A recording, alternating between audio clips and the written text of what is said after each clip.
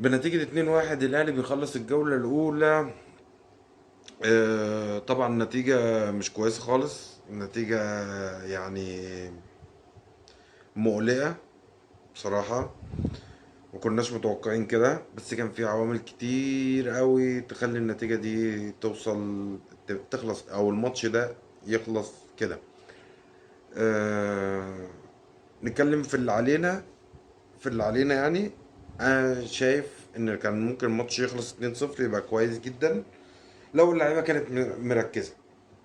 يعني ايه لو اللعيبه كانت مركزه؟ الجون اللي دخل فينا ده كان جون يعني بغلطه من قلب الدفاع بتاعنا، اللي هو عبد المنعم، اللي هو عامل ماتشات كبيره وعامل ماتشات كتيره وحلوه واداء عالي ومفيش مشاكل، بس هو ما كانش مركز النهارده. هو ما كانش مركز النهارده. الكوره الجون بتاع الوداد، عبد المنعم ادى زنق معلول، وهم مستنين الغلطه، وانت بتلعب في النهائي. النهائي ده غلطات يعني. هي انت مثلا الجون بتاعنا التاني اللي جابه كهربا، هو غلطه، الجون طلع غلط خلاص. محمد هاني حطها حلو جدا جدا وتمام، وحسين الشحات توقعها وتمام التمامين، تمام. وكهربا شاطها مع انها خبطت في راس الواد اللي هو المدافع بتاعهم ده، اللي هو رقم 32 او 35. كان ممكن تخرج بره، بس دخلت جون. تمام. تمام. ف هم غلطوا وانت استغليته، انت غلطت فاستغليت، بس انت غلطتك بغلطة يعني الشاطر بألف زي ما بيقولوا يعني. انت جيت غلطت في ماتش نهائي يعني، وغلطة كارثية. ده غير ان يعني مصطفى شوبير عامل ماتش حلو وكل حاجة وتمام وكل حاجة، بس هو خبرته قليلة. احنا ربنا سترها معانا في الكرة اللي جت في العارضة دي وما دخلتش جون يعني. كان انا كل الناس قالت الكرة دي جون، تمام. ف وخبطت في العارضه وخرجت بره، ربنا سترها معانا، ادي اول واحده. تمام. الكوره اللي هي في واد وقف في منطقه، ده كان في الشوط الاول وحطها، ولا الشوط الثاني، اسف الشوط الثاني، وحطها ار2 في البعيد، بس ما ضمتش معاه. بعد كده يعني انت ربنا سترها معاك، الفاول اللي اتشاط في الشوط الاولاني اللي هو في نص الجون، وكانت الكرة كان ممكن شوبير يمسك الهوا، ربنا برضو سترها معاك. يبقى نركز بقى، والحكم يعني فاهم، بس الحكم ده نسيبه للاخر بقى عشان ايه؟ الحكم ده قصته حاجه. بعد كده الهجمات السهله اللي كهربا ضيعها مثلا، يعني كهربا مضيع انفراد و والكرة اللي رجعها له بيرسي تاو دي وحطها، وفي كرة برضو الدفاع بتاعهم غلط، وانت يعني قلت لهم لا ازاي انتوا غلطتوا، انا يعني مش حاجة. كهربا واقف غلط او بيرسيتاو حطها له غلط او هم مش فاهمين بعض اصلا. طب تمام، ما دي اخطاء وعيوب. احسن واحد في المباراة بصراحة هو حسين الشحات، يعني بصراحة يعني عامل كل حاجة في الكورة. مش هقول لك التغيير ومش التغيير، هو تعب الراجل طول الماتش رايح مكوك.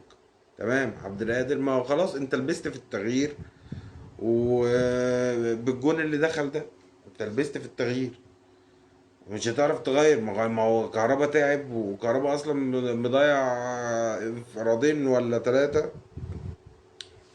فده اللي علينا. اللي بقى مش علينا، اللي بقى مش علينا وهو جزء برضو ان الحكم بصراحة، بصراحة يعني انا قلت ما بين الشوطين ان هو سيء. لا هو ما فيش حكم، هو يعني هو مش موجود. هو واحد في فرقة الوداد حرفيا، واحد في فرقة الوداد. انا معرفش ده ازاي عينوه نهائي افريقيا. ازاي يدير ماتش مقصودة بقى ومش مقصودة. احنا خلينا ان يعني بصراحة حكم عليه علامات استفهام كتير. في ضربتين جزاء انا شايفهم، او يعني على الاقل واحدة منهم صح ما حسبهمش. وقال لك وقف الماتش بتاع يعني حبة حلوين كده عشان اللعيبة تهدى، وبتوع الرجاء ياخدوا قصدي آسف، بتوع الوداد ياخدوا نفسهم ونحرروا كده شوية. وقال لك ضربة جزاء في فاول، الكرة جت في راس الواد وما اداهاش كورنر كمان. انا مش فاهم يعني هو ايه في إيه؟ طب ليه حسبتها ازاي يعني؟ ضيع وقت مع الفرقة اللي هي اصلا جاية تضيع وقت، وانت عارف ان هي جايه تضيع وقت. ولما الاهلي كان كسبان 2-0 رايح تقول لمصطفى شوبير بسرعه بسرعه الوقت. انت يعني طب اخدمها يعني. غير بقى اللي انا مش فاهمه لعيب الباسكت اللي طلع خد الكوره، والكوره المفروض في انفراد رايح وبتاع وبيديله انذار. طب ماشي، الفار ده مش موجود، قولوا لنا ان الفار عطلان، قولوا لنا ان احنا هنلعب من غير فار. لو الاتحاد الافريقي المغربي، وبقولها الاتحاد الافريقي المغربي، شايف ان هي ما تستحقش طرد، خلاص يبقى قولوا لنا من اولها. انت يعني واحد اتنين يعني، انت دخل فيك جونين من غلطتين. انت فرقه يعني، انا اسف يعني، الفرقه ما بتلعبش كوره، بتضيع وقت، هي جايه عشان تتعادل بس، او تجيب جون او تخطف جون. وهي عملت اللي عايزه تعمله، جزء كبير بمساعده الحكم، جزء كبير بمساعدة الحكم، والجزء التاني بإهمال اللعيبة وعدم تركيزهم وفي إهدار الفرص. والمدافعين كمان نايمين. يعني المفروض ان هم يبقى في اعلى تركيزهم. انا قلت في الفيديو اللي قبل الماتش، قلت قلب الدفاع عليه مسؤولية كبيرة. مش معنى كده ان الماتش هيبقى انت مضغوط عليك، لا، بس هيبقى فيه غلطات يعني التركيز لازم في ال90 دقيقة. كنا زماننا خلصنا الماتش وخدنا بطولة افريقيا، ولا كنا احتاجنا ان احنا نروح المغرب وما ادراك ما المغرب وجماهير الوداد يعني والاتحاد الافريقي المغربي. ويعني دخلنا في دوامة كده يعني، كنا احنا بغنى عنها، لان احنا كنا ممكن نخلص الماتش ده 3 بالميت، 3 بالميت. ف انا شايف ان شاء الله ان يعني الماتش اللي جاي ده مش صعب يعني، مش سهل، صعبناه على نفسنا جامد. وخصوصا يعني احنا شايفين ان ال الحكام يعني بصراحة يعني بيدعموا المغرب بشكل كبير. انا شايفها كده.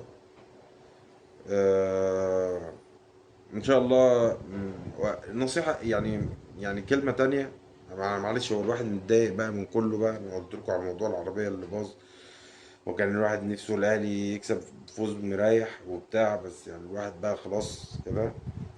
آه، جماهير الاهلي اللي كانت في الاستاد النهارده، انت بعد ما دخل فيك الجون، انت ريحت ليه؟ انت ريحت اللعيبه معاك يعني، انت ريحت اللعيبه معاك. انت حسيت ان اللعيبه يعني، ده جمهور الوداد اتسمع يعني. معلش زعلان زيك، بس انت رايح الاستاد عشان تشجع فرقتك في اصعب الاوقات، وده كان وقت صعب. انت كنت محتاج تخلي الملعب ده نار عشان لعيبة الوداد نفسها تتهز. وطبعا يعني لعيبة الوداد تبدأ تتهز، لعيبتك تبدأ تاخد حماس وتشجع وتلعب بجدية وبتاع وكده. لكن قدر الله ما شاء فعل.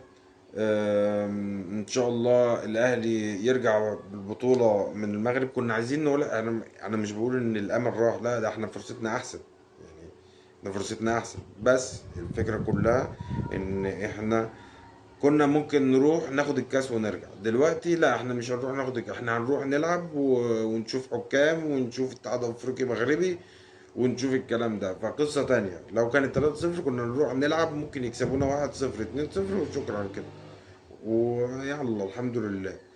فحصل خير، وان شاء الله الاهلي هيعمل نتيجة ايجابية هناك، وقدامنا فرصة يعني فرص التعادل هناك يأهلنا 0-0. نجيب جون هناك نزنقهم. وهم يعني فرقة على قدها كرويا بصراحة يعني، الاهلي احسن منها يعني، الاهلي احسن من الوداد بمراحل. ان شاء الله الاهلي يرجع بالكاس من المغرب. والسلام عليكم ورحمة الله وبركاته.